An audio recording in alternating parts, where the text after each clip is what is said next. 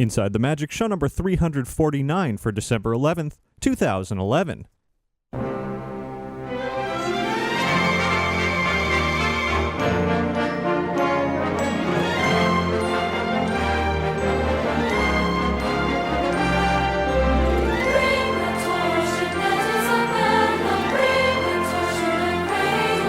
It is Sunday, December 11th, 2011, and this is show 349 of Inside the Magic, and as always, I am your host, Ricky Briganti. We do have another great show packed with Disney and theme park news and some fun news outside of Disney as well, and a whole lot more fun. Before we get started, I do invite you to visit InsideTheMagic.net. There you'll find all of our podcasts, videos, photos, news, articles, and so much more. And if you ever have any news, tips, or questions, you can write to me at ricky@InsideTheMagic.net. Or you can always call and leave a message at 407-494-4ITM. That's 4486. And now, let's get on with the show.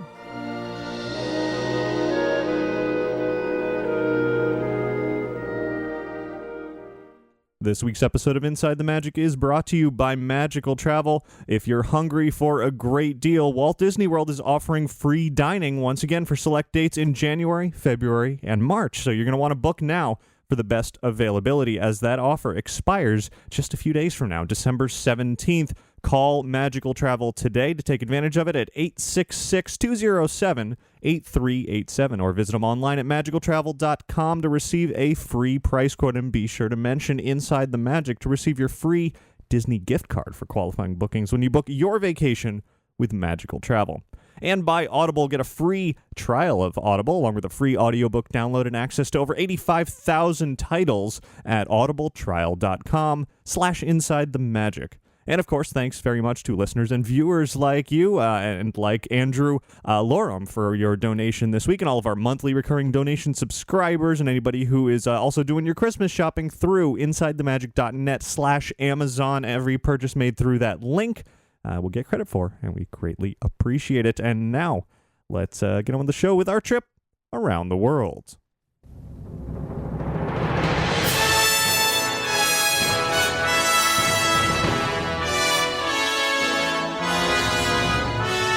The Christmas music continues in our second show for December. Still got a few weeks to go, and we'll be continuing the holiday fun throughout the month in a variety of forms. This week, a little bit of background music and some extra special bonuses throughout the show, so stay tuned for all of that. Before we get to this week's Disney and theme park news, I want to make a couple of mentions of things that are upcoming for Inside the Magic, particularly next weekend. We're going to have an extra special recording available for you to tune into live, or you can just listen a few weeks from now on the show.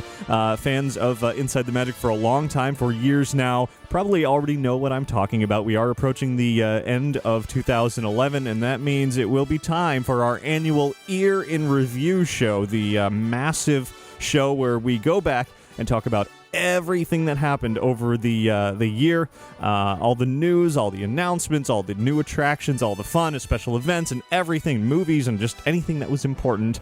It turns into a monumental occasion every year. I don't remember how long last year's show was, something like 4 or 5 hours long. It's incredibly long, and yet people, all of you out there, listen to it every single year from beginning to end and enjoy it, so we keep doing it. And of course I say we because it's both myself as well as Paul Berry from Window to the Magic.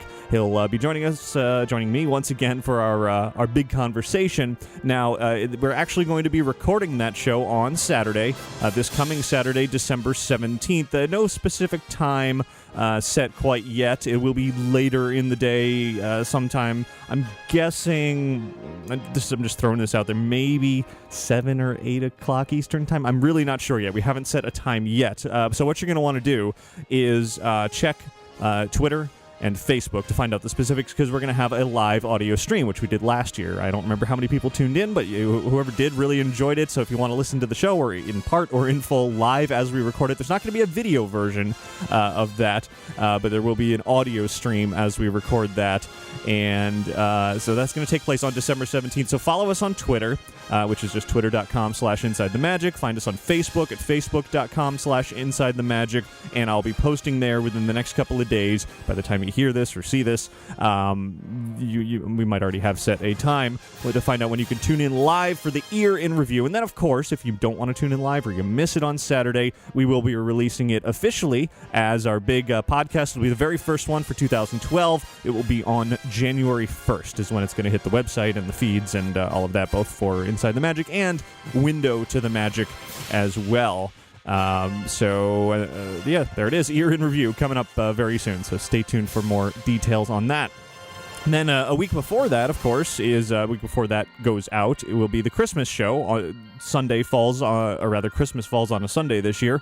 I will not be recording an episode of this show on Christmas Day, because there's plenty of other things to do on Christmas Day, but also I'll be recording it a few days early, so be sure to check in with Twitter and Facebook as well if you want to tune into the live stream.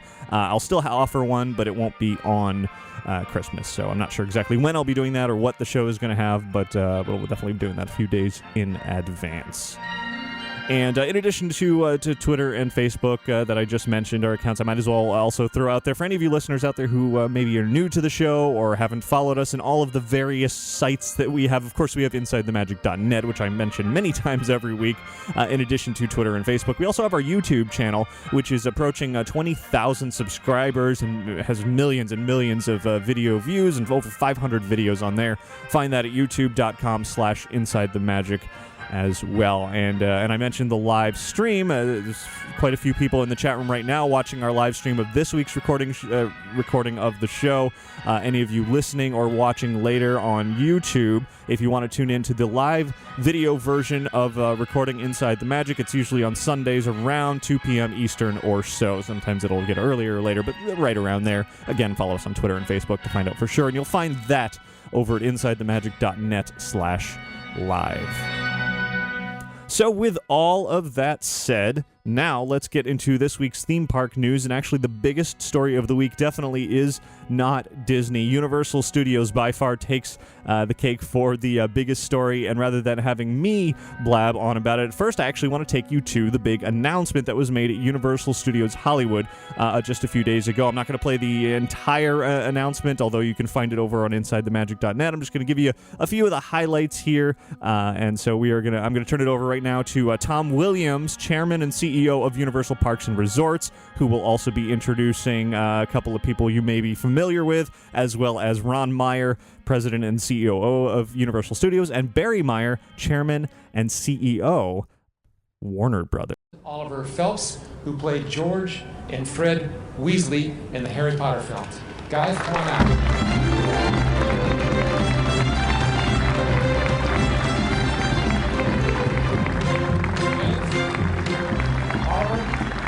Got a big responsibility now, so I'm turning it over to you for the great news that I know you want to share with everyone. Yeah. Hi everyone, we're really excited to be here today, and it's our very proud honour to be able to officially announce that Hogwarts is coming to Hollywood. The Wizarding World of Harry Potter here at Universal Studios Hollywood will be within the existing theme park, and will be every bit as spectacular as Wizarding World of Harry Potter is at Universal Orlando Resort. And speaking of Universal Orlando Resort, now's the perfect time to tell you that the Wizarding World at Universal Orlando Resort will be greatly expanded. Harry Potter is one of the most universally recognized brands in the world. The books and films are among the most powerful stories of our time. There are now 8 films behind us, and the future of Harry Potter is looking brighter today than ever with this announcement of the Wizarding World coming to Hollywood. We are now truly entering the next phase of what Harry Potter will mean to its loyal and committed audience. So there it is, the big announcement.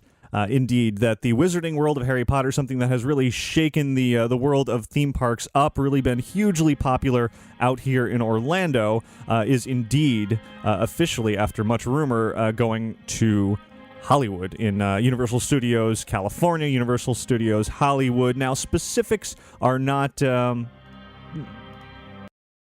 not really revealed yet. They did say under a marquee that was reading Hogwarts is coming to Hollywood that it's going to be a similar experience to what is in Orlando. That is, there will be a Hogwarts castle, there will be a Harry Potter and the Forbidden Journey attraction. Beyond that, they haven't said anything other than it will not be a separate park. It will be within the Universal Studios theme park that exists out there already. So it is not clear as to exactly what else will be going in, if there's going to be a Hogsmeade Village, if there will be a Three Broomsticks restaurant, if there will be something new. That much is not clear, but they will be investing several $100 million into the project, creating thousands of jobs, and then for fans of the Orlando Wizarding World, they also did confirm, finally, the long-rumored expansion of the original Wizarding World of Harry Potter out here in Florida at Universal Orlando. So, of course, that leaves the question of where exactly are they going to be expanding. Those details not clear at all out here yet. They said that announcement would be coming sometime in the future.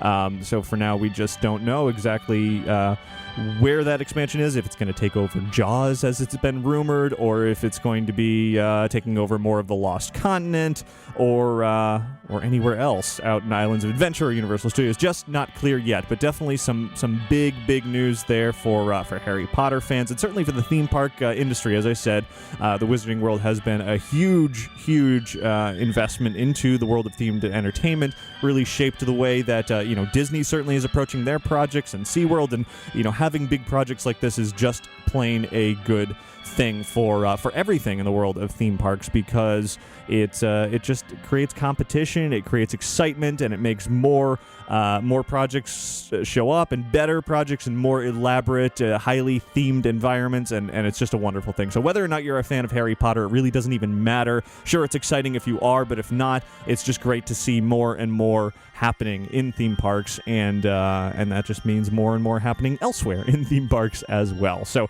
if you want to see the full announcement video from Universal Studios Hollywood with many more comments, but not so many more details, head on over to InsideTheMagic.net. So sticking with the topic of Universal here for a moment, I also want to mention that, of course, Universal's Christmas festivities are up and running out here in Orlando as well as out in Hollywood. And I had a chance this past, 2 Saturdays ago to check it all out over at Universal Orlando. Posted a huge wrap-up report of video and photos of everything at Universal Orlando, Grinchmas and Mannheim Steamroller and the Macy's Holiday Parade. Likewise, from SeaWorld, I've done the same thing, a big wrap-up of all their Christmas festivities for SeaWorld Orlando. So if you want to see more and more Christmas, head on over to InsideTheMagic.net, and there you'll find all of that from both SeaWorld and Universal. And more Disney on the way as well. And one more, two more Universal notes here quickly before we get back to the Disney news, or really just start with the Disney news this week, of which there is a lot. I was just over at the History Center, Orange County Regional History Center, downtown Orlando, a few days ago for a special dinner event featuring the art and design folks from Universal Orlando in conjunction with their Serious Art of Make-Believe exhibit that's at the History Center through April, I believe. It was an hour-long presentation about how Universal kind of takes their ideas from concept to completion. If you're interested in that, I've posted a video of the whole presentation over on our YouTube channel, as well as that soon I'll have an article and the video over at InsideTheMagic.net as well. And one more note here from Universal Orlando. Over at Universal City Walk, the mini golf that they are working on there is really coming together very nicely. I am really excited to have a chance to play on this when it opens in early 2012. There's a spooky sort of horror side, and there's a sci-fi side, and they're beginning to paint all of their really huge, elaborate props that are part of it, and it just looks like it's going to be really exciting. There's a big worm creature and a psycho-type house, and it just looks fantastic. And thanks very much to Michael for sending in the photo that I'm showing on the video version of this show right now. So looking forward to that. Now, let's get to some pretty exciting Disney news this week. Some surprises, some announcements, and all kinds of good stuff. So, starting out here at Walt Disney World, where Disney has finally confirmed and announced the not-so-secret project that is the expansion of Disney's Grand Floridian Resort and Spa with new Vacation Club villas, the Disney Vacation Club, DVC. There's going to be an estimated 147 villas added to the Grand Floridian, opening in late 2013. It will become Walt Disney World's, or rather Disney's, 12th Vacation Club property. The new villas are going to be built in a new building near the existing spa and wedding pavilion. There's going to be a children's water play area as well as some other amenities. So you DVC members out there can be confirmed now that is indeed happening. And a surprise is on the way from Disney, though it's kind of vague at this point. In a release, Disney said they will be having a special surprise announcement on New Year's Eve. It's in conjunction with what they're calling the Year of More Magic. That's apparently what 2012 is going to be. It's this announcement is apparently going to be something to do with leap year and leap day and February 29th. Disney, of course, is also touting that there's much more to come in 2012, including the first opening phases of New Fantasyland, including Storybook Circus, Fantasyland Forest, the Little Mermaid Ride, and the Be Our Guest restaurant happening throughout 2012. But this particular surprise announcement, I think we're going to hear a little teaser for that on the Christmas Day Parade when it's aired on ABC on Christmas Day. And then the actual announcement probably is going to take place during Dick Clark's New Year's Rockin' Eve, also on ABC. And so we'll have to stay tuned to see exactly what that announcement is. Speaking of the Christmas Day Parade, I know I mentioned it recently here on the show, but now this week I have posted a photo wrap-up of the parade taping out here in Orlando as well as out in California.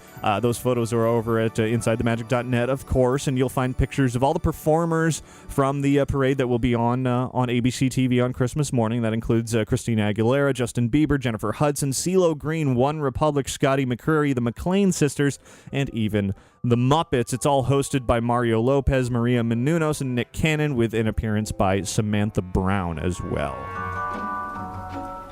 Let's move over to Epcot now, where recently reported on some testing that was going on for turnstile-free RFID-equipped entry, where you would just hold your ticket up to a scanner and it would beep and you would go in. I don't even know if it would beep. It would light up, though.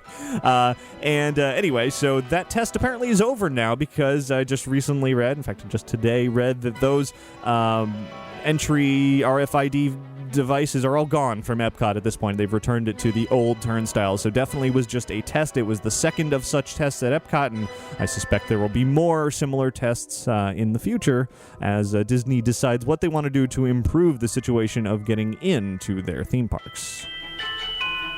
Also over at Epcot, way across the park at the Japan Pavilion, the Katsura Grill opened in the World Showcase, replacing the former Yakitori House in Japan.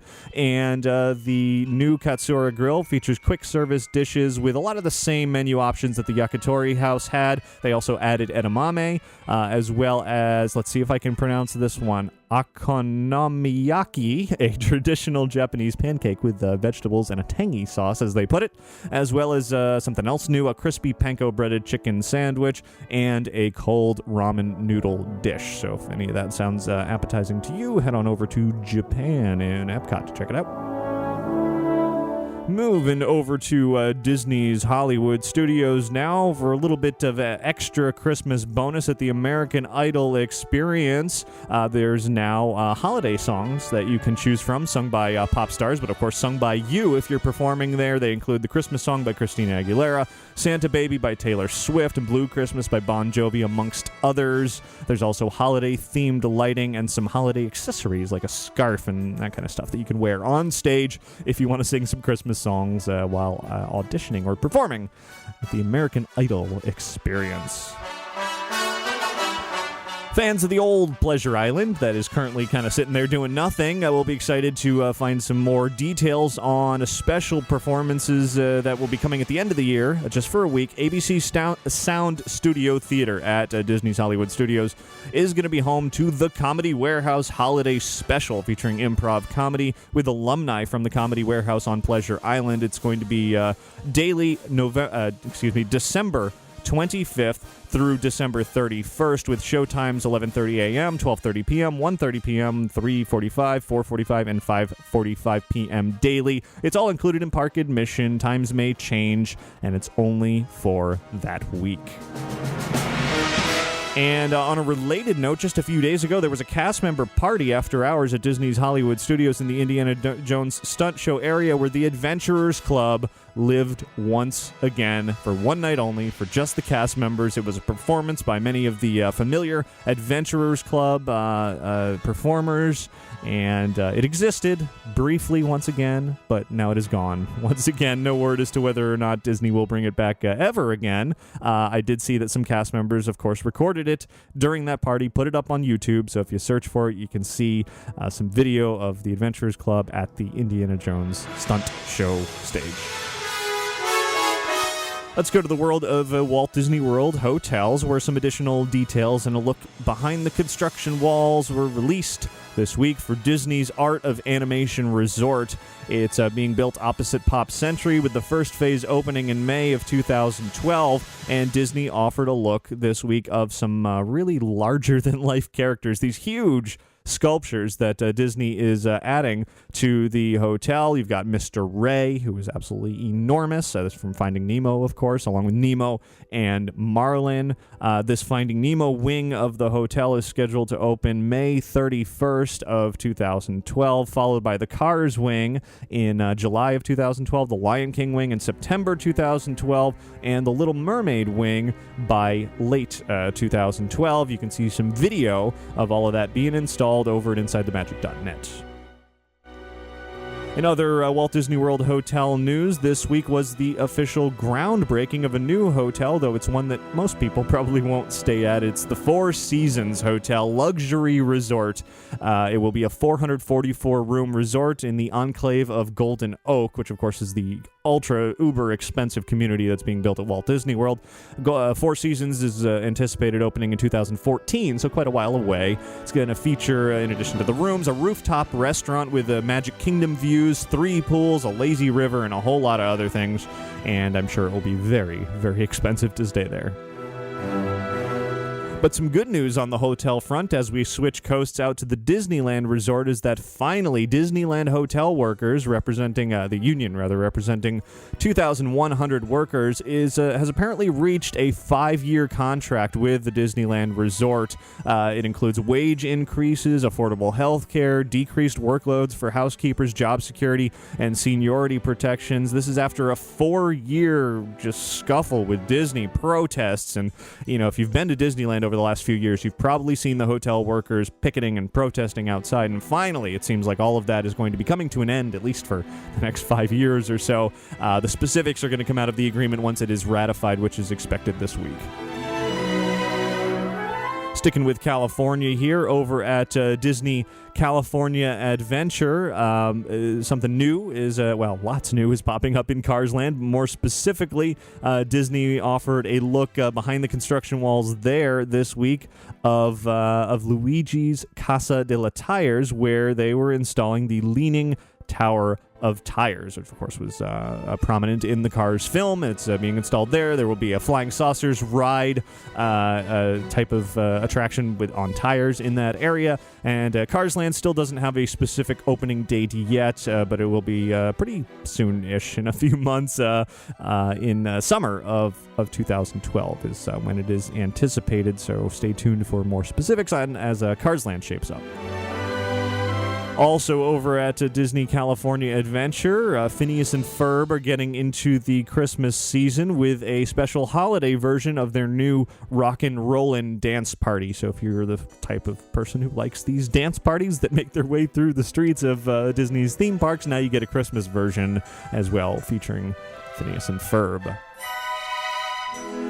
Now, earlier, of course, I was talking about the big Harry Potter news for both Hollywood and Orlando. Well, simultaneously with that announcement, Disney put out their own announcement, which I can't say that it necessarily rivals the scope of Harry Potter going to Hollywood and expanding out here in Florida, but still very exciting for the Disney Cruise Line. Disney announced a new stage show called Wishes. That name sounds kind of familiar for another popular Disney show, but this one's a stage show, not a fireworks show. It's going to be on the Disney Fantasy cruise ship when that ship makes its maiden voyage in March of 2012. It's going to be a 45-minute show, an all-new show, as Disney describes it, a musical journey about three best friends who discover the secret to being a grown-up is staying connected to their inner child. And it's going to open with an original number called Ride of Our Lives, and then it will be followed by a whole bunch of different Disney, familiar Disney characters and songs. The characters include Rapunzel, Flynn Rider, Lilo, Stitch, Mulan, Hercules, Pinocchio, Timon, and Pumbaa. And musical comedy production number, big number, set in the Snuggly Duckling will be I've Got a Dream from Tangled. There will be a Hawaiian roller coaster ride from Lilo and Stitch, which will feature giant windsurfing sails, kites, and surfboards on stage. A swing band version of I Want to Be Like You from The Jungle Book. Breakthrough from the Disney Channel original movie Lemonade Mouth, which I'm not sure exactly fits in with all these other Disney classics. But anyway, you can find the full music list for this new Wishes show over at InsideTheMagic.net, along with some concept art for the show, which I've been showing on a video version of this podcast. There will actually be more than 18 puppets used in this show, including some state-of-the-art mechanical and electromechanical full-body puppets, whatever that means. And it will all end with an indoor fireworks finale. Of course, it's going to take place on the Disney Fantasy cruise ship in the Walt Disney Theater, which will also be home to another edition for the Disney Fantasy, the Disney's Aladdin, a musical spectacular, as well as Disney's Believe, a fantasy come true, and an unforgettable journey shows. Moving to the world of movies now, where this week the nominations were released for the 39th Annual Annie Awards, the awards for animated films, and nominated for Best Animated Feature is Pixar's Cars 2.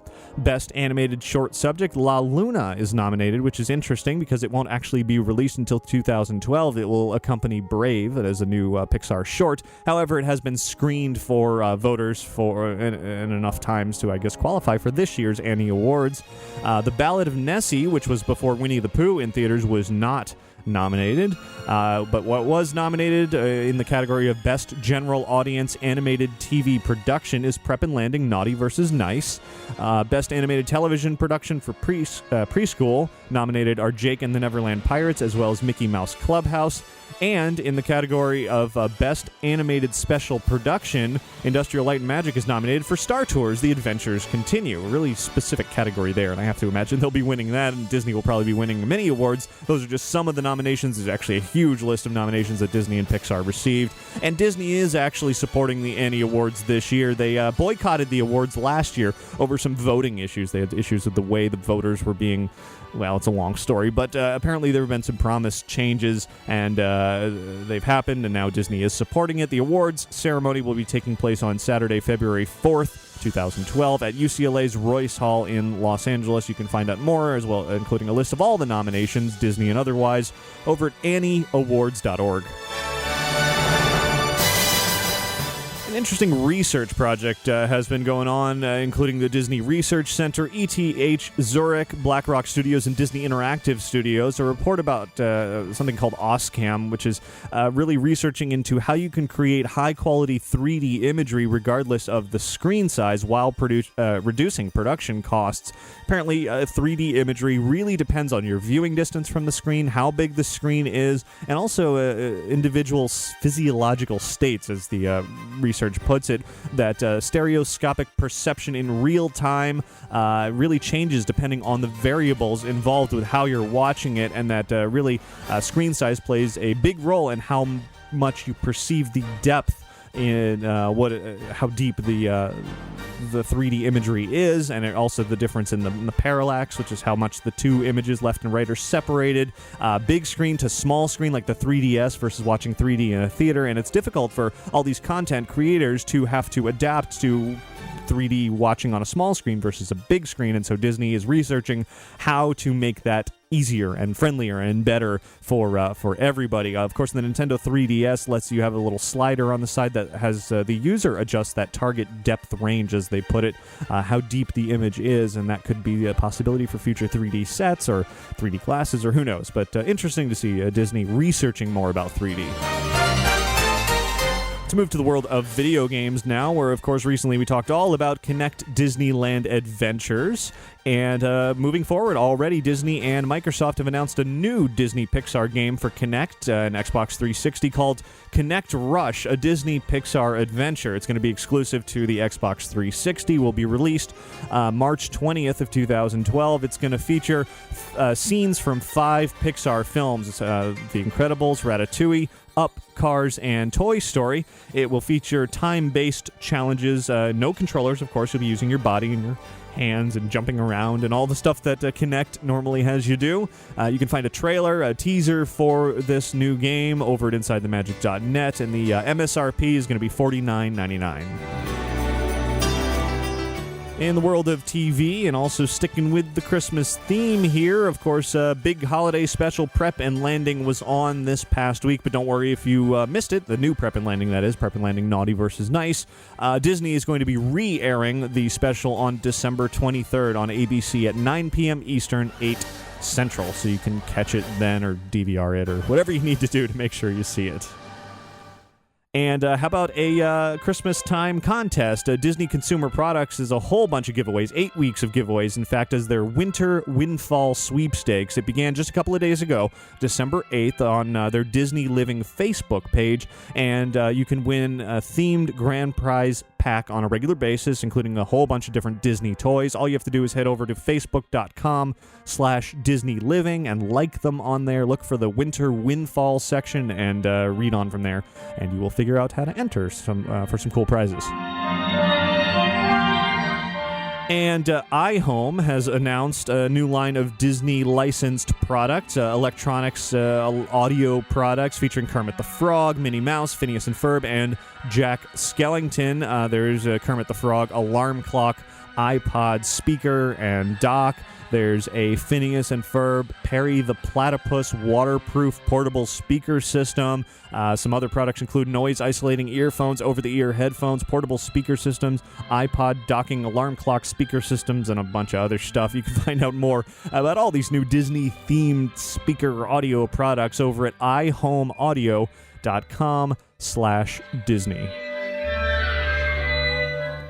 And interesting news coming out of Twitter this week. They're working on revamping the way that users experience Twitter.com. But in addition, Twitter also announced plans to add some corporate branded pages to their Twitter system. These are going to be big companies who can have their own sort of company pages, including header images, logos, featuring a particular tweet at the top, embedded photos or video. And there's going to be 21 brands that launch when this happens sometime soon. And Disney and Pixar will be among the first brands to have their own branded Twitter page. There is no specific date yet as to exactly when all of that is going to happen, but should be in the fairly near future.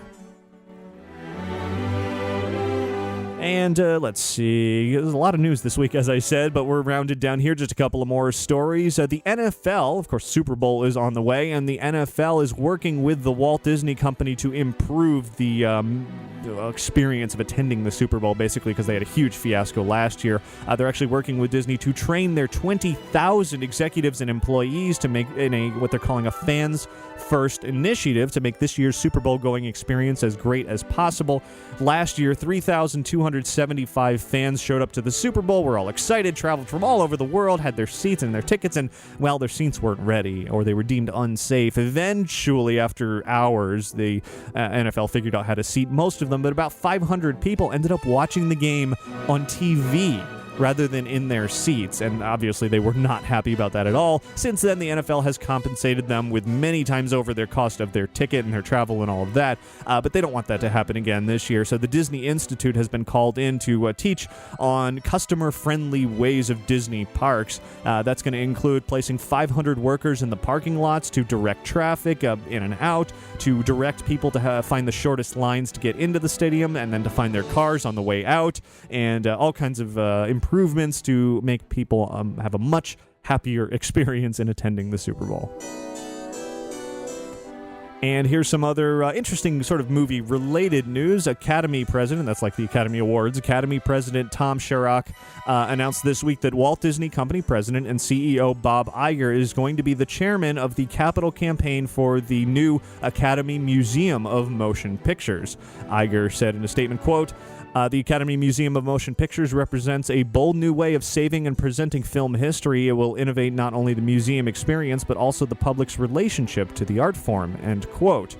And it's going to be 300,000 square feet of space. It will be the first in the country museum to be dedicated to history and art and craft and the business side of film on a large scale, with a bit of a Disney connection there.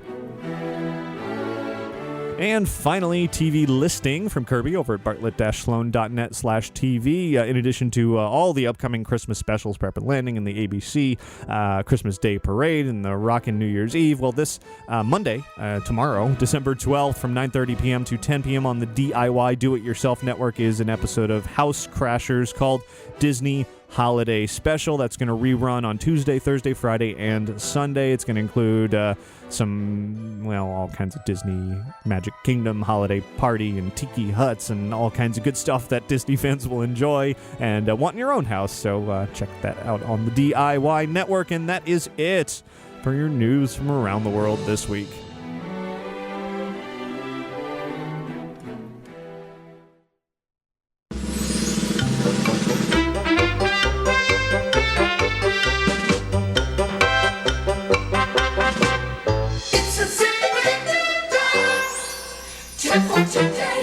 Here's a different sort of tip this week sent in from Rick, who writes, when needing a Disney fix and not at the parks, just hop on to Google Earth, turn on 3D buildings, and put Disney World into the search bar. You can then enjoy a street-level tour of Disney parks with no lines and no crowds. This works for most of the Disney resorts, too.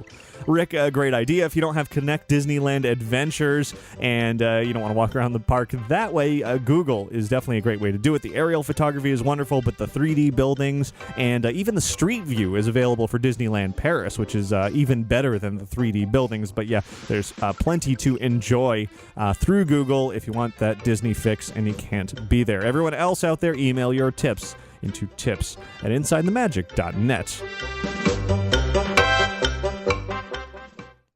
And now let's take a quick break from the show. We'll be right back.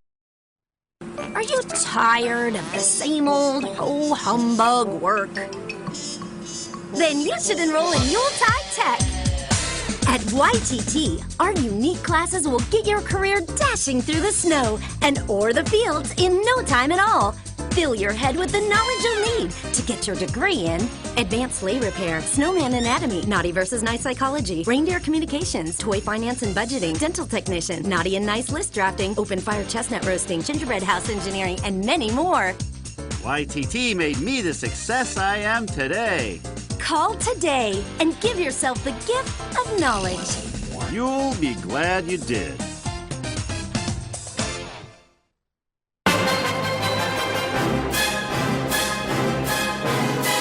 Inside the Magic DVD Review.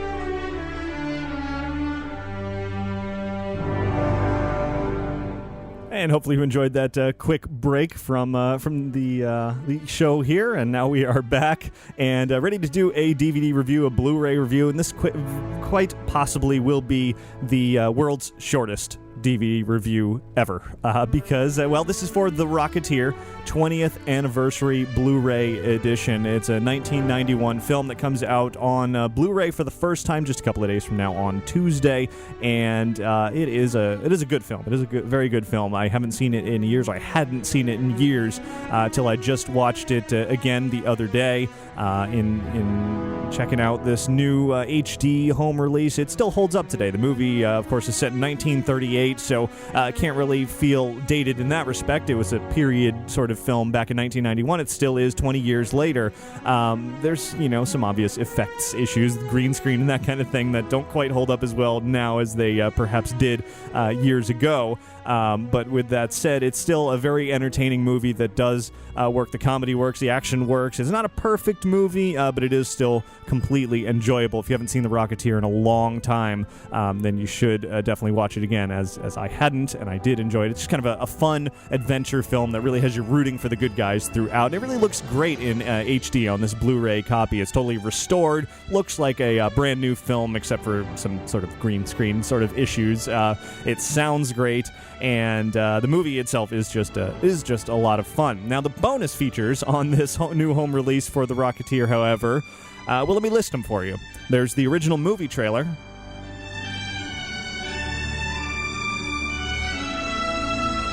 Yeah, that's it. That's the only bonus feature on the entire disc. Very, very much a bare bones release of this movie. It is the movie and a trailer. And that is all. You will not find a single other thing to be found. So, literally, the only reason to buy this 20th anniversary release of The Rocketeer is if you love the movie, because, well, you're not going to buy it for the trailer. And honestly, I did watch the trailer. It is the original trailer from back 20 years ago, and that trailer shows the entire movie. It's like a 3-minute trailer that goes chronologically, scene by scene, showing you highlights of pretty much everything that happens in the entire movie. Even the very end of the movie. So I thought that was a bit odd to act as a trailer. You probably shouldn't watch that until you have watched the movie first. But anyway, that's about it. It's, like I said, a very short review here. Not much else to talk about. It's a good movie. Great release as far as visual quality of the film, but I really would have liked to have seen at least one maybe making of feature on there. Of course, D23 recently had a Rocketeer 20th anniversary event. Would have been really awesome if they had managed to record some of that event and put that on the DVD, or at least talk to the same people who were there at the event. I know the director of the film, who of course directed the recent Captain America film, is also was there at the D23 event. Maybe they could have had an interview with him, kind of looking back, but no, it's just the movie and just the trailer. So you really have to be a big fan of The Rocketeer to get this, but it is the best way to get the Rocketeer. So it's coming out Tuesday, and there it is, my review of The Rocketeer on Blu-ray.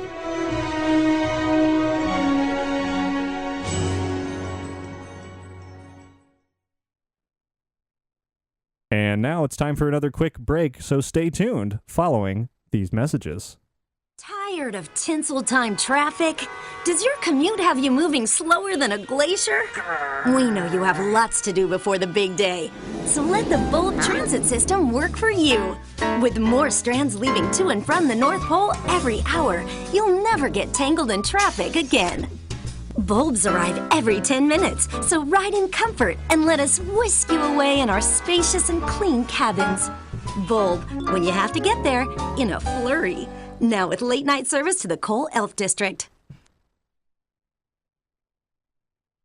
And following that message, we have another sponsor message, a real sponsor message this time. This week's main feature, which is coming up here in just a minute, is brought to you by one of our newest sponsors, Theme Park Connection. Of course, just a couple of weeks ago was the grand opening of Theme Park Connection's new warehouse and store out here in Winter Garden, just 15 minutes north of the Magic Kingdom, and it is now officially open to the public with thousands of Disney and theme park collectibles. If you're a Disney fan, and of course if you're listening to the show, you are, I'm sure, a Disney fan, and you're going to be around here, you're coming for the Christmas season to Walt Disney World, I do really recommend you go over and you check out Theme Park Connection. Of course, their website is over at themeparkconnection.com. They do have an online store as well as their new physical store, so you can shop on eBay as well. Their 4,000 square foot warehouse is open Monday through Friday, as I said, in Winter Garden. It is just really where you'll find the most unique Disney collectibles from all over, from theme parks and beyond. So check them out once again. It is at themeparkconnection.com.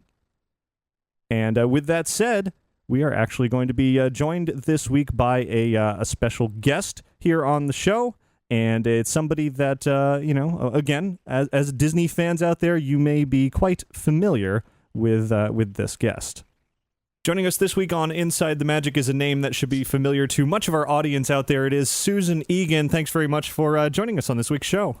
Thank you for having me. So for those of you out there who don't know, Susan started her trip into the world of Disney years ago when Beauty and the Beast, of course, very popular movie, turned Broadway. Susan was the first Belle on Broadway, and it's an honor to have you here. Oh my goodness, it's an honor to be here. I always love talking Disney with Disney people. Well, we are definitely Disney people, and I wanted to jump back to that era a little bit. Tell me, before getting the role of Belle, the first Belle ever on Broadway, were you a big fan of Disney and then ultimately Disney's Beauty and the Beast film? You know what's funny is I was the youngest child, so, I went to Stephen King movies as a child because my older brother and sister. I'm the one who missed out on all the Disney things in your childhood. But the connection I have with Disney is that I grew up 15 minutes away from Disneyland. So completely lucky. And my mom was this fantastic mother who once a year, she'd wake us up on a school day and say, "We're not going to school today. We're going to go to Disneyland." And she was the coolest mom ever. That sounds pretty darn cool. Yes. Well, now that I am the age she was when she was doing this, I realize, she just wanted to skip out on all her responsibilities that day.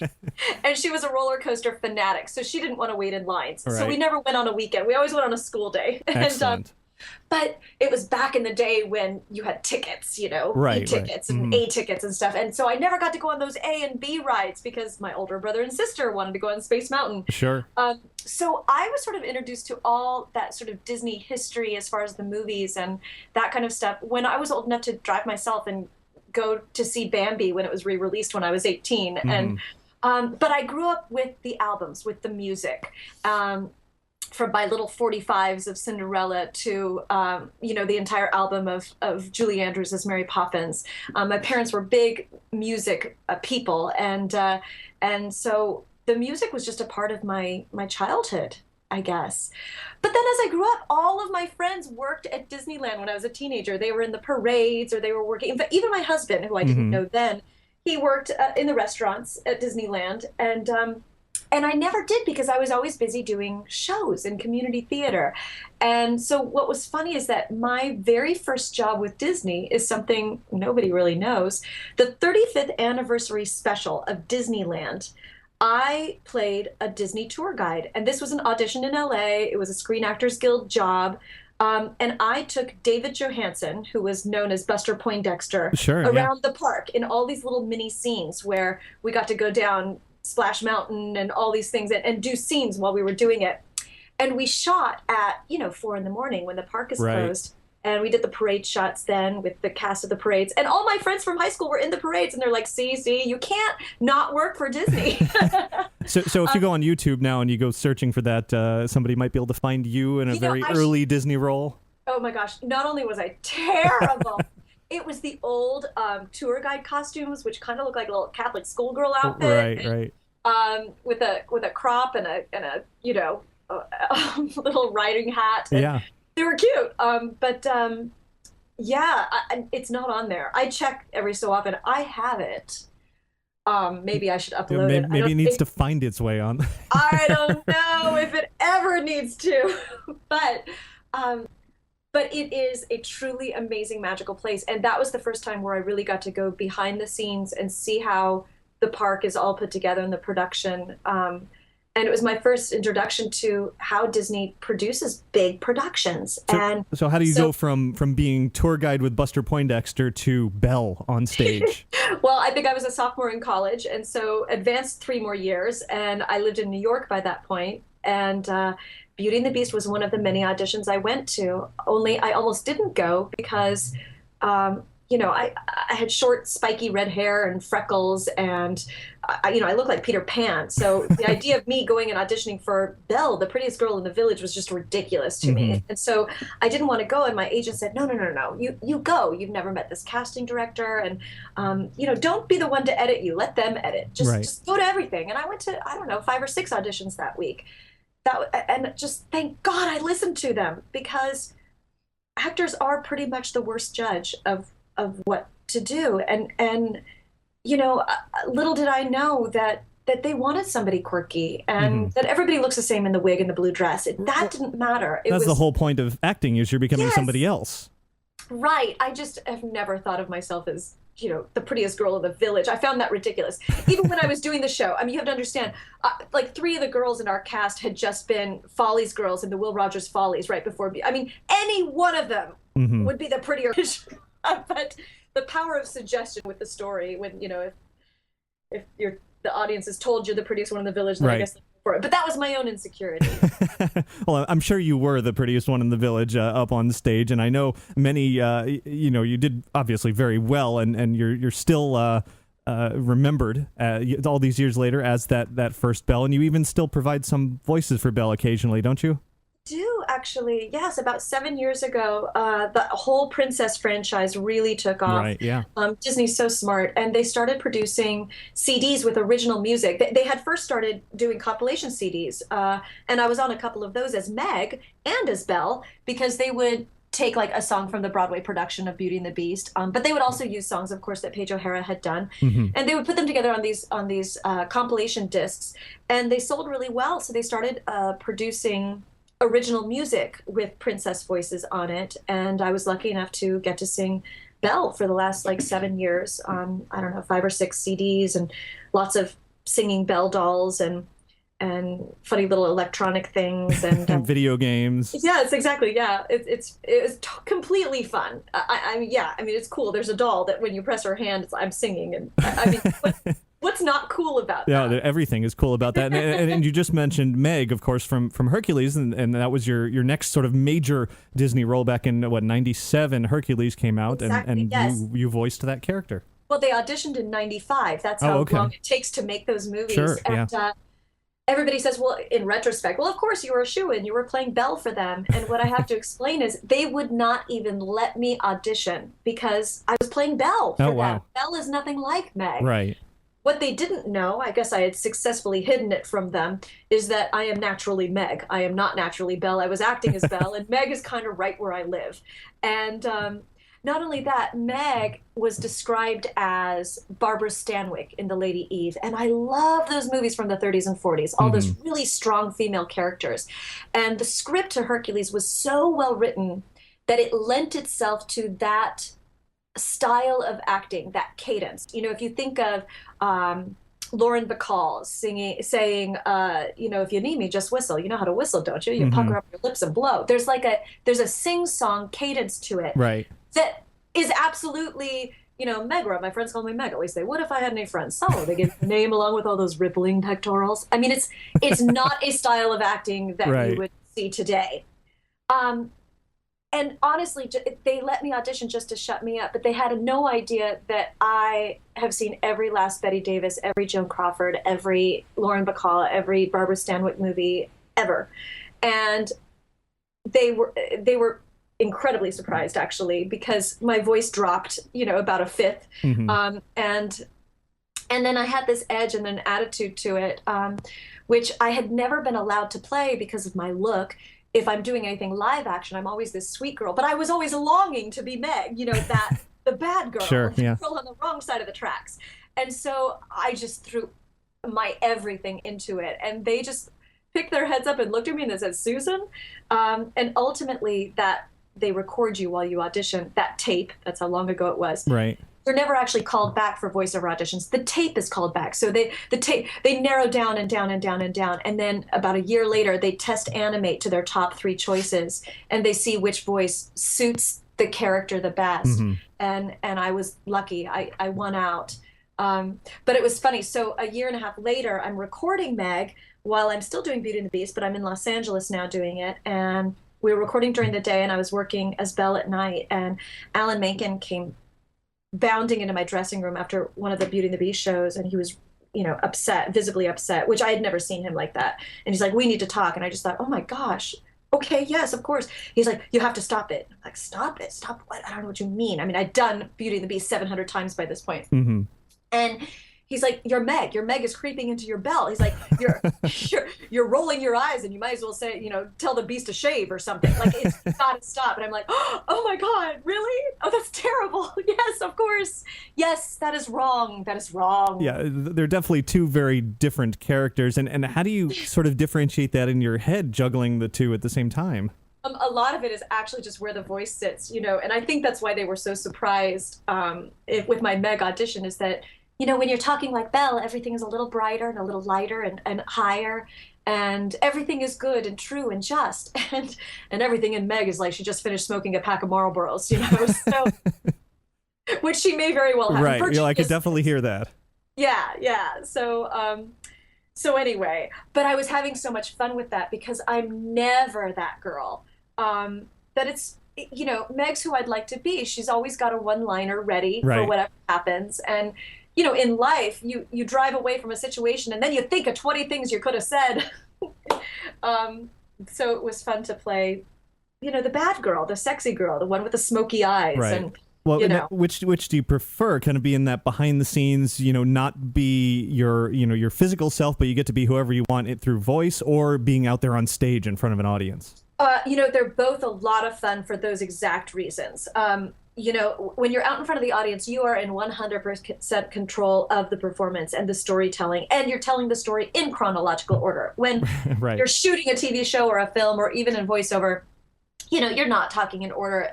And Hercules, it was an 18-month process. So you're just recording a few pages a day, once or twice a month. I mean, it's so pieced together because they're busy animating. But when else can you do the kinds of physical things that you can do in animation? I mean, there's no way. In Meg's first scene, they're like, great, that's great. Now we're thinking about doing it this way. Can you do that line again as if there's like a fish down your top? And you're like, oh, all right. What is that? I mean, that's not something you're asked to do every day. Well, certainly not on stage. Yeah, so that's a lot of fun. And the recording sessions where I got to work with Tate or James Woods, those were a blast because once you get the scripted material down and they're satisfied with that performance, they let you just improvise. And with somebody like James Woods, I mean, he's just ridiculous. I was expecting this very serious actor from Salvador, and he's much more like Robin Williams, where he's just bouncing off the wall and you cannot shut him up. And I couldn't get a word in edgewise, and I'm like, all right. And I'm looking in the booth at the producers and the directors, and I'm like, throwing my hands up, going, I can't even get a word. And he's just rambling on. And finally, I just said, "Are you done your oneness?" And I could see, you can't hear them, but I could see everybody in the booth just laughing because they couldn't shut him up either. Yeah. And they ended up using the line. Oh, that's great. Yeah, so you had to harness a little bit of Meg in yourself to kind of interject yourself in there. Yes, which is great. Again, I'm always the good girl, so it's nice to get to play at that level and be kind of snarky. Looking back on Beauty and the Beast, certainly a huge legacy. It's about to be re-released into theaters next month in 3D for the first time. So exciting! I assume you're going to go see that. Of course, yes.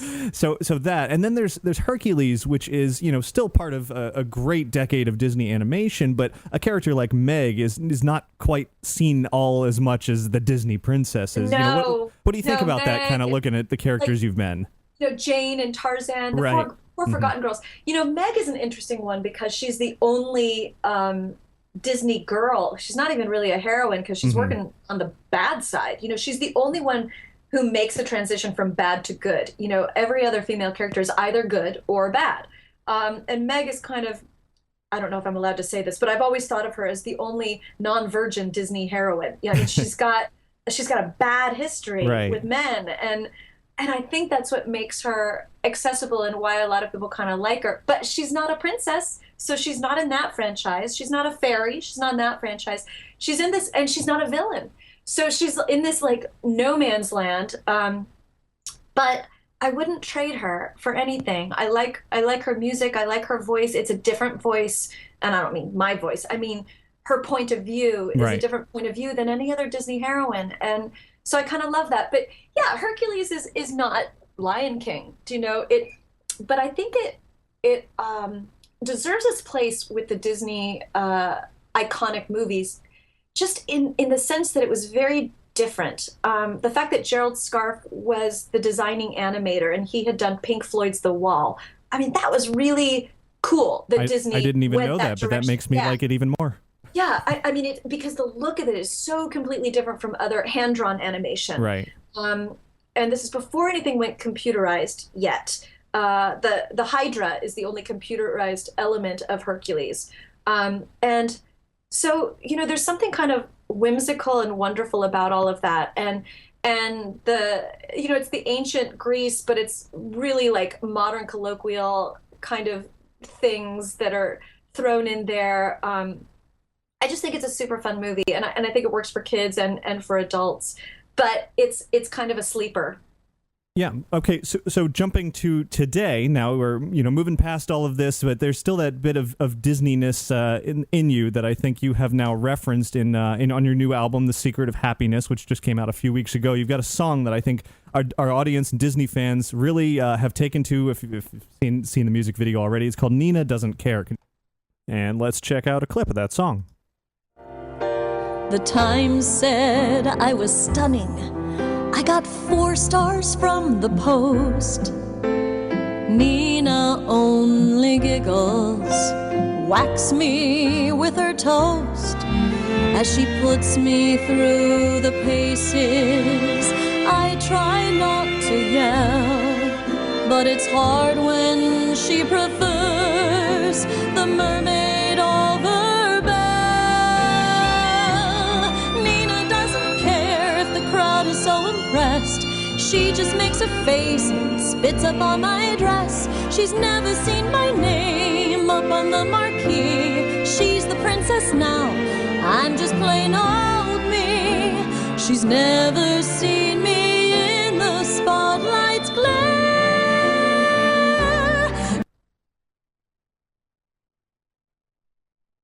In my 20s and playing Belle, I would exit the stage door every night to dozens of adoring little girls, and I just thought to myself naively, one day I will be a mom of little girls and they will think I am awesome. And anybody who's a parent will tell you your kid doesn't care. They just want their grilled cheese sandwich. You didn't exist before they existed in their minds. Mm-hmm. You don't have a history. You don't have accomplishments. You're just mom. And so I kind of love that Nina doesn't care. Nina doesn't care that I was Belle. She doesn't even really like, not even really like, she doesn't like Belle at all. She'll still tell me, she's almost 5 now, on a daily basis, just so I know. It's not a dig. It's just that genuine, authentic kid thing. Right. Of, Mom, Ariel's still my favorite princess. I'm like, it's okay, sweetie. And she's like, and then she has to qualify it with, and then Rapunzel, and then Tiana. And I'm like, okay. Oh, that Belle's somewhere down there. Oh, not even close. Yeah. A couple weeks ago, she actually said, my 2-year-old daughter's name is Isla. She says, Mom, maybe someday Isla will like Belle. I'm like, it's okay if she doesn't. It's really okay. But the truth is, it's like, wow, for an actress or for anybody, you're the center of the universe in your life until you have a child. And then they're the center of the universe. And it's such an ego check, and it's an adjustment.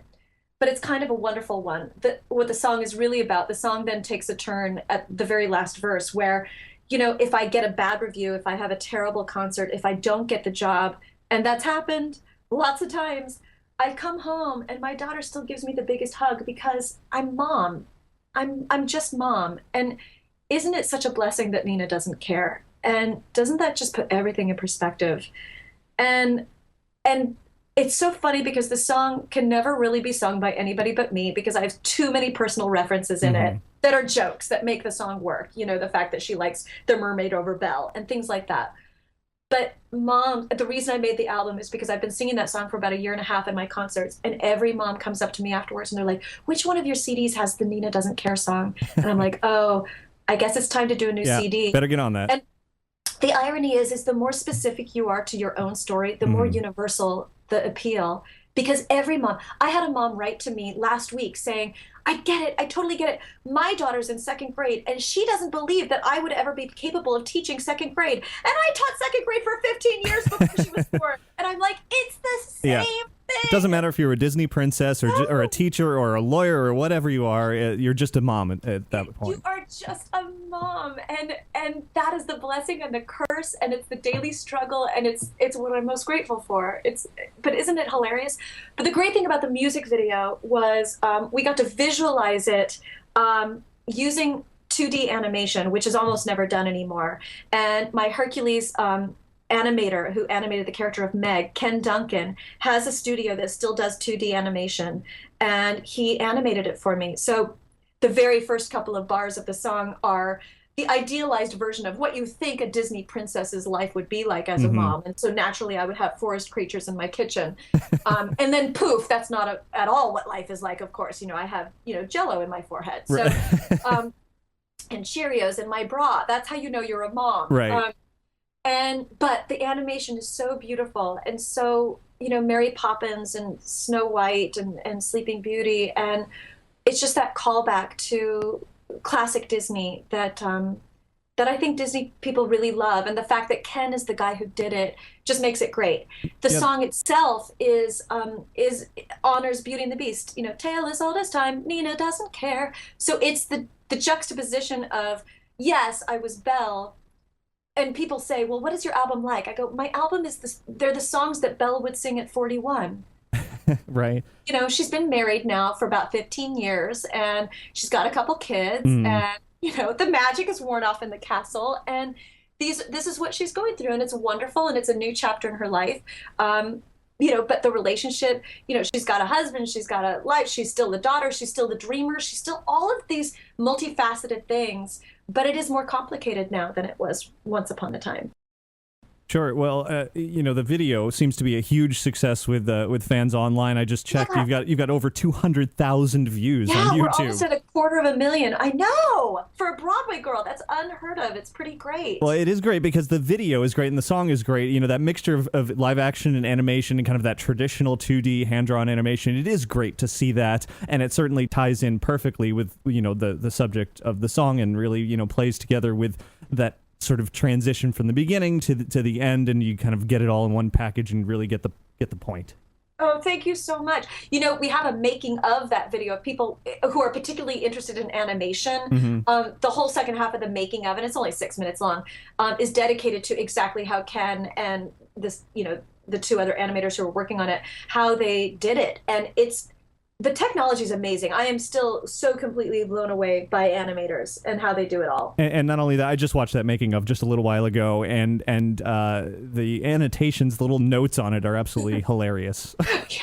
Yeah. My husband works in comedy, and so a friend of ours said, "Oh, let me add some it's been up there for a while." He's like, "Let me make it more fun," and they put some annotations up there. They're all true. And you mentioned the kind of the hook for the song being a nod to Beauty and the Beast. I noticed some of the YouTube comments, people were like, "Oh, you're ripping off Beauty and the Beast." I don't think they quite got it. It was that one guy, and it's the only comment I responded to other than like thank yous was right. No, it's intentional. Yeah. But what was funny is that another person, he's like, well, it's totally ripping off Beauty and the Beast, and then it was another person who I don't even know said, you who, like, she was Belle. Do you not get that, like, that's the whole point of the song is that, and I'm like, dude, I'm friends with Alan Menken. He's cool with it. I promise. Yeah. It's all good. Yeah, no worries there. What I found to be one of the best lyrics in the song is just when you said, she's the princess now and I'm just plain old me. Oh, I wrote that one. Yeah, I mean, I co-wrote the lyrics with Brian, but that was one that I wrote, and it's just, it's true. That happened in a moment. It's like I have that moment in my life and my memory where she's just playing princess and putting on gowns, and I'm like in jeans and a t-shirt, and she's like, mommy, you be the prince and we'll dance. I'm like, oh, okay, right. It's her turn. Yep. And look, I've waited 2 hours in line at Disneyland for my daughter to meet the real Belle. Right. Yes, I did. Even though she lives with Belle at home, but you got to meet the real Belle in the park. Even Nina refers to, Mommy, when you pretend to be Belle, did you have a yellow dress? I'm like, yeah, I had a yellow dress. But it's never I was Belle. It's like, Mommy, when you pretend to be Belle, you had long hair. I'm like, I did. I had long hair. Well, that's good. Keep the magic alive. Well, so your song as well as the album, The Secret of Happiness, they're available on iTunes and on Amazon. Yes, and actually this month, if you go to my record label, which is lmlmusic.com, they are having 40% off their entire inventory, including my brand new CD and my holiday CD, if you input the code HOLIDAY. Excellent. Which makes sense, yeah. Sounds like it would make a really good Christmas gift for any Disney fans out there. Oh, thank you. I think it would. I'm getting a lot of letters from Disney folks. Great. Well, I'll definitely include the links to the music video and your album in the show notes this week. And Susan, thanks very much for chatting Disney history, and good luck with your album and your future music. Thank you for letting me inside the magic. I appreciate it. Thanks very much once again to Susan Egan for joining us here on the show. I should also mention that Susan's website is susanegan.net. That's SusanEgan.net. And of course, as she just mentioned, her record label, lmlmusic.com, is where you'll find the album along with the discount for you to enjoy. Not only Nina Doesn't Care, but all the songs as well. And definitely, I encourage you to check out that full music video. It is on YouTube, as we said, has hundreds of thousands of views on there, and the traditional hand-drawn animation is really fantastic to see from a former Disney animator, and just to encompass it in that whole Disney theme is really quite enjoyable and a bit refreshing. Something new and different that you haven't necessarily seen before. So thanks again to Susan for joining us here on the show. And now it is once again time for another quick break. And so we'll be right back after. Get ready, kids! Here comes Captain Avalanche's Super Sled. With Glacier Grappling Hook and Zipline action. Just push the button and watch it go. Wow! Yeah, it's Holly Jolly! Available in North Pole toy shops now. Action figures sold separately. Hi, Ricky. Hi, Ricky. Hey, Ricky. Ricky, this is amazing. Ladies and gentlemen, boys and girls. Inside the Magic, listener feedback.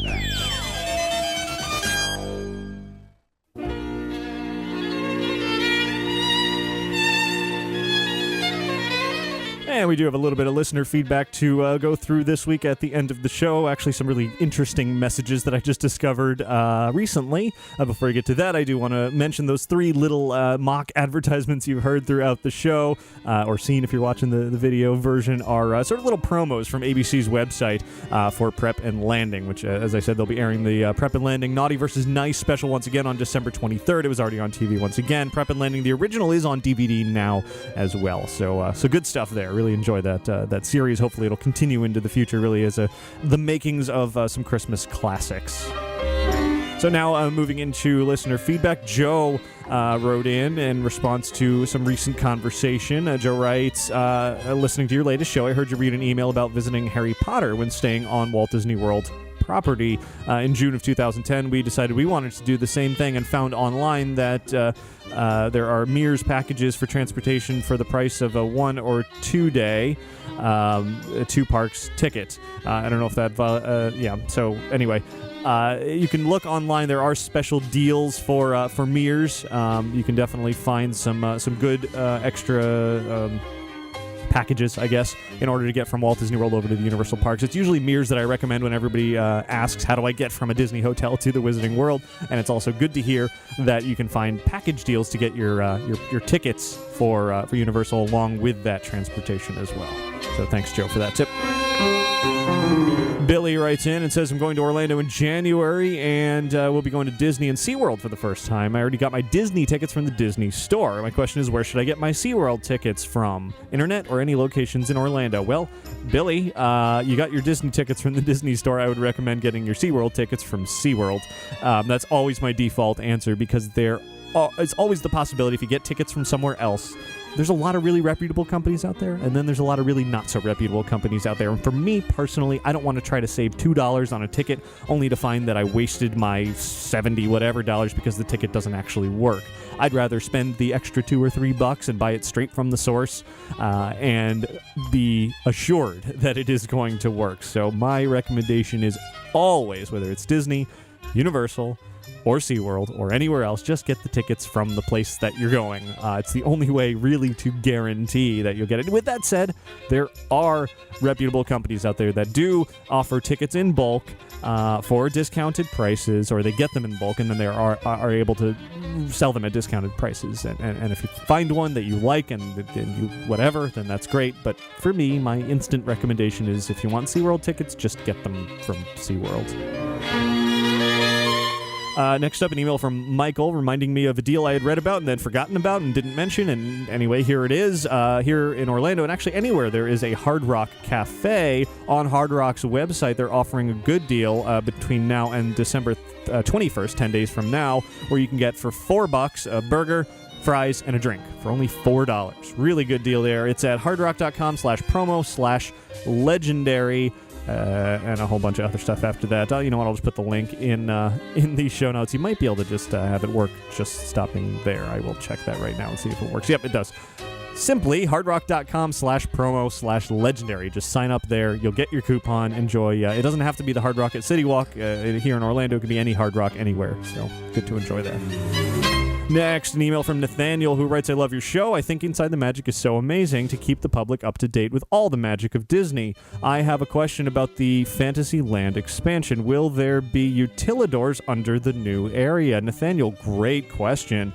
As far as I know, and pretty much no, there won't be utilidors. So the reason why this new Fantasyland forest is going to be something special for the Magic Kingdom and why there are not that many trees throughout the rest of the Magic Kingdom is because of the utilidor system. Because the Magic Kingdom essentially is on the second floor, the utilidors are the first floor under the entire park, and because of that, there's nowhere for big, huge trees to really take root in the park because they would go down and crack the ceiling and, be in the utilidor system at that point, and that wouldn't be a good thing. But this new Fantasyland expansion is being built outside that utilidor area, so it's the first opportunity that Imagineers and landscaping people at Disney are able to actually create something like this Fantasyland forest, where they're going to have a lot of bushes and trees and waterways and all of this really elaborate rockwork and landscaping that they never were able to do before. So no, there won't be utilidor access under the new Fantasyland, but there will be nearby, of course, an existing Fantasyland, and that should give plenty of access for cast members needing to pass through the various areas. So now, to round out the show here, I've sort of got a tip for some people. Actually, before we get to that, I just realized I've got one more email. Hold that thought. Next email is from David from Lake Worth, Florida, who writes, up until last weekend, I had stayed at all but Disney's Beach Club and Disney's Pop Century Resort at Walt Disney World. I now crossed the Pop Century Resort off the list, having stayed at the resort last weekend for the first time, and I found the property to be quite a mess of Imagineering leftovers. I know that the reason given for the second phase of the resort not being completed was the economy and slowdown of tourism following September 11th of 2001, but I was disappointed with the choppy theming of the hotel and couldn't help but wonder if this was the real reason the plans for the legendary years were never realized. Has Imagineering ever commented on Pop Century? With the All-Star Resort and the Boardwalk and Yacht Club and Beach Club resorts on Crescent Lake, there's at least some continuance of theme. Now we have Art of Animation Resort backed up against the leftovers. With the early popularity of Art of Animation, has there been any mention to re-Imagineer Pop Century and possibly absorb the resort into Art of Animation? What aspects of Pop Century do you think would be reworked upon the opening of Art of Animation? Obviously, the Generation Gap Bridge will need to be renamed the Theming Gap Bridge. So, David, interesting points there. Pop Century is a little bit of a mess, considering it's now going to be connected to Art of Animation, which the two really have nothing to do with each other. I could definitely see in the future, I have not heard anything like this, but I could see in the future that if Art of Animation is really, really successful with Finding Nemo, Cars, Lion King, and Little Mermaid wings, perhaps they would expand and re-theme Pop Century to be other wings of animated features as well, and just make it one big Art of Animation resort. I definitely could see that happening, because Pop Century definitely is kind of out there at this point. It's only a Pop half-century resort, not the full century as it was originally intended to be, with both halves of the whole thing. So it is a bit weird there. But no, I have not heard, to answer your question, I haven't heard anything specific from Imagineers about one theme versus the other or anything like that. But it'll be interesting to watch and see if anything like that happens. So now back to what I was saying.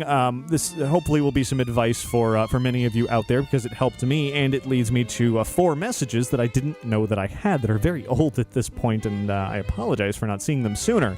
So apparently on Facebook, you, of course, have your inbox. You get your regular messages, and I get them all the time. Anybody who wants to friend me on Facebook, of course, we have our Inside the Magic page, but I've got my personal Facebook page as well. And feel free to find me and friend me on there. It's fine. I'll accept just about anybody. But I get a lot of messages as a result of that. And most of them end up, in my inbox, and I respond to them as quickly as I can, which is about as quickly as I respond to emails, which is not very quickly at all. But anyway, apparently I just learned the other day that there's this mysterious other inbox in Facebook. It's like you got your regular inbox, and then you have one called Other.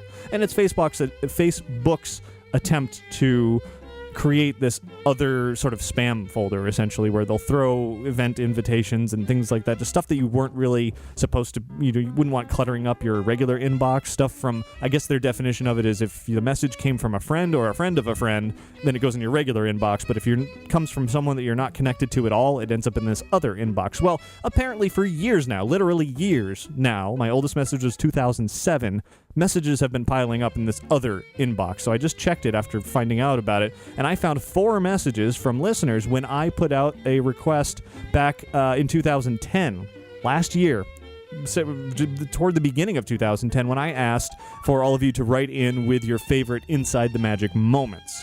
And I shared a lot of those on the show. We had our big 5th anniversary show. It was a huge deal, the whole ITM Con thing. And these were apparently overlooked because they were stuck in my Facebook Other folder. So now, so much longer, so many months later, I figured I would share them now just because they have been sitting there for such a very, very long time. We have one from Claudia, who wrote, "Hi, and congrats on your 5 years. My favorite part of Inside the Magic has to be the start of the listener feedback when that guy says, 'Ricky, this is amazing. He is a star, and you should track him down and have a guest appearance.' Not sure what that is, but it cracks me up every time." Thank you, Claudia, for that message from many months ago. I agree, and I still don't know who that person is. It was a clip from a voicemail from forever ago. If Mr. Ricky, this is amazing from the listener feedback intro, if you happen to be listening, send me an email. I want to know who you are. Okay, so next, an email from many months ago from Tony wrote, "Not exactly a moment, but what I've enjoyed most is watching the show grow over the years. Each year, Ricky and crew have done their best to make the show better each week, and it shows. Unlike most podcasts that stick with a format every week, the segments never get stale or boring, and Ricky adds, removes, and changes things as necessary to keep ITM fresh." Well, Tony, thanks very much for those compliments. Of course, over even the time since you wrote that message till now, we've made lots of changes as well. We've now got the live video version, we've got the YouTube video version, we've got all kinds of new segments. We have reporters that have come and gone. Of course, Skipper Ben has been absent from the show for a number of weeks now because of his now having 2 kids and a very busy career. He assures me he'll be back at some point, but no date for that yet. So yeah, things change here on the show all the time, and we do try to keep it fresh, so thanks for that note. Helen wrote in and said, "I always enjoy getting the latest and greatest information on what's happening at Walt Disney World." Well, kept it simple there, and I'm still certainly doing that, and happy to do so. And finally, Emmett wrote in and said, 5 years is a long time with podcasting. Of course, now we're in 6.5, but at the time, 5 years is a long time with podcasting. I've been listening from very early on and enjoyed every moment. Although I've visited Walt Disney World once, I'm primarily a Disneyland person, and have really appreciated the amount of West Coast information that you have for content. My favorite part of the podcast is the news section, because I can always trust what you have to say. Second, in my favorite part of the podcast is your total love and enthusiasm for all things that you talk about, other than the things that you really don't like to talk about, and it's just kind of funny that you include them. So congratulations on 5 years of hard work and dedication. I'm always thrilled with your little rewards along the way, like the Disney Dream Job Haunted Mansion contest that you won. It is kind of like what goes around comes around. You deserve it. Well, Emmett, thanks very much for that. The news certainly still tops the show every week, because it is the most important thing. It's the thing that started Inside the Magic 6.5 years ago or so, and it will continue in the future. And yeah. So there it is, a few old messages from about a year and a half ago that I apparently overlooked accidentally without even knowing it. And yeah, so that's about it. Hopefully that catches me up on emails now that I know of for your listener feedback this week.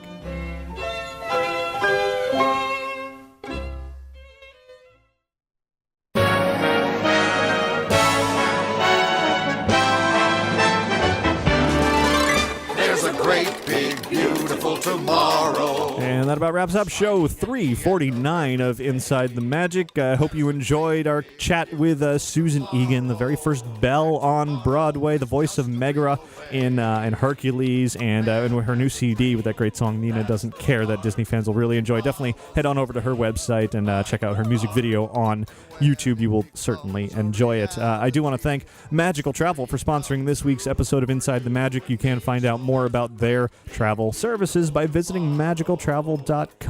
And if you're looking for something extra special this holiday season, or maybe you just want to buy something cool from the theme parks for yourself, head on over to themeparkconnection.com. Check out their eBay store, and also be sure to stop by their new store and warehouse here in Winter Garden, Florida, just 15 minutes north of the Magic Kingdom. And if you are doing some Christmas shopping online through Amazon, please do so by going to insidethemagic.net/Amazon first. Click through that link, then add items to your cart, and we will get credit for anything you purchase, and thank you very much for that. Likewise, we get credit for every trial sign up for Audible over at audibletrial.com/insidethemagic. And you also, in addition to helping us out, you get a free audiobook. You get access to over 85,000 audio titles to choose from for listening and enjoying, and it's worth checking out. You get audibletrial.com/insidethemagic. Of course, I didn't mention it in an ad this week, but I will mention it real quick here. Aside from doing Inside the Magic, of course, my day job is running Lanyard Lab over at lanyardlab.com, and if you are in need of a promotional product, lanyard, wear it around your neck, customize it with your company, your church, your school, going to a convention, check it all out over at lanyardlab.com, get a price quote, we'll email it back to you, you order online, easy as that. And, of course, between episodes of this show, visit our website at insidethemagic.net. It's your source for Disney and theme park news. In addition, find us on Twitter, Facebook, and YouTube. And stay tuned to find the live audio stream for next week's Year in Review recording, which will then subsequently be released as the January 1st podcast. So thanks to all of you for listening and for watching each and every week. And have a magical week. Bye. So there's a great, big, beautiful tomorrow shining at the end of every day. There's a great, big, beautiful tomorrow just a dream away.